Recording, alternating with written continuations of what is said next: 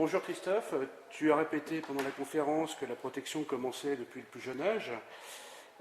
Quelles sont les situations à éviter, à contrario celles que tu préfères mettre en avant, et à partir de quel âge Très bonne question, très large question. Ce que je préconise, je crois que maintenant ce qui est un petit peu reconnu, c'est-à-dire ne pas faire de musculation avant la puberté chez les jeunes, c'est-à-dire avant 15 ans chez les garçons, voire 14 ans chez les filles, mais surtout pas de musculation, on ne parle pas de musculation avant ça. Par contre, moi il me semble très intéressant de commencer à faire des choses très simples comme du gainage, comme du contrôle de l'équilibre dynamique. On pourrait dire, s'il fallait donner un calendrier, on pourrait dire par exemple que tous les exercices d'équilibre sont bons à prendre très tôt à 12 ans. Les changements de direction, le travail de pied, les échelles de rythme au niveau du sol, le contrôle de l'équilibre des yeux fermés, genoux fléchis, genoux tendus, pour faire, comme on dit, de la proprioception. Ça peut se faire, quitte à ce qu'il se déstabilise un petit peu par deux, ça peut se commencer à 12 ans. Il n'y a aucun souci, aucune réserve vis-à-vis de ça. Courir en champ de direction, ça peut se commencer très tôt, et c'est très très intéressant en termes de prévention des blessures plus tard, en termes de gainage dynamique debout. Après, à la vitesse supérieure, on pourrait dire à partir de 14-15 ans, on peut là commencer véritablement le travail dit de gainage-coordination, tel qu'on a pu l'expliquer, sans insister de manière prolongée sur des postures qui durent une minute ou deux. Il faut plutôt enchaîner les positions, ce qui permet d'avoir un vrai gain, avec toujours une recherche de stabilisation pendant le changement de position. Le gainage, 14-15 ans, on doit en faire, et on doit en faire beaucoup. Voilà. Le renforcement musculaire de type pliométrique, c'est-à-dire sauter d'un contre-haut et rebondir, ça pareil 14-15 ans, pas avant. Voilà. Donc je dirais, les étirements, si on en fait, évidemment, il faut attendre que le cartilage de croissance soit consolidé, c'est-à-dire ce sont des jeunes qui ont déjà dépassé, enfin qui sont déjà en phase post-pubère, et à ce moment-là, on n'a aucun risque à faire des étirements. D'accord. Tu disais que tu interviens au Pôle Espoir de Brest, pour le féminin, et qu'il y avait une séance hebdomadaire sur la protection des joueuses. Ça, c'est bien quand tu as une séance minimum par jour. Pour des clubs ou des équipes qui ont 2-3 séances par semaine, comment est-ce que tu conseilles d'organiser la prise en charge de cette protection ? Alors, moi, ce que je préconise pour les clubs, on peut toujours faire de la prévention dans chacune de ces séances d'entraînement.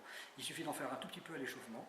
Par exemple, à l'échauffement, pour une équipe de club qui s'entraînerait 2 ou 3 fois par semaine, dans l'échauffement, on peut déjà faire un peu de proprioception, on peut faire un peu de renforcement des épaules, des rotateurs musculaires externes d'épaules en excentrique. On peut faire un peu de renforcement des ischio-jambiers dès l'échauffement. Ensuite, je préconise entre deux situations de handball dans la séance d'entraînement, une séance de gainage, ça me paraît important. Et vous voyez, même si on s'entraîne 2 fois par semaine, il vaudrait mieux en faire un petit peu tout le temps que faire des gros blocs. Pendant une séance complète, on fait que ça, et après on n'en fait pas pendant 3 semaines. Moi, je préconise un petit peu tout le temps, ça prendrait au maximum 3 à 4 minutes dans chaque séance d'entraînement. On peut aussi faire des petits exercices, par exemple dans les cascades de tir, quand les joueurs ne sont pas en activité immédiate, ils peuvent aussi faire des exercices de renforcement type gainage ou proprioception. D'accord. Est-ce que tu penses justement que la prise en charge de la protection des joueurs évolue aussi vite que la vitesse ou la dynamique de jeu ? Je pense que la prévention, la connaissance en prévention évolue vite, évolue bien. Le hand, à ce titre, est en tête de file vis-à-vis du sport français, malgré tout, parce que nous, on est très souvent sollicité par d'autres fédérations pour aller faire des interventions sur ce registre-là. On a quelques longueurs d'avance. Effectivement, les contraintes augmentent très très vite, mais en parallèle de l'augmentation des contraintes, on a aussi une sédentarité des jeunes à côté qui évolue aussi, qui augmente. C'est-à-dire qu'on fait de plus en plus de choses, de plus en plus de sollicitations chez les jeunes, alors qu'ils sont de moins en moins capables d'encaisser ces contraintes-là. C'est le dérapage qui existe entre l'augmentation accrue des contraintes liées au handball de haut niveau et le fait qu'on a des jeunes de plus en plus sédentaires. Et quand on met en confrontation un jeune sédentaire avec une contrainte maximale, la blessure a de fortes chances de survenir. Et c'est peut-être une explication sur l'augmentation depuis 20 ans du nombre de blessures, notamment, je pense, à l'entorse du genou dans le sport. D'accord. Pour les entraîneurs qui cherchent à s'informer sur ce sujet-là, tu as produit des choses sur Campus des handballeurs et approche du hand.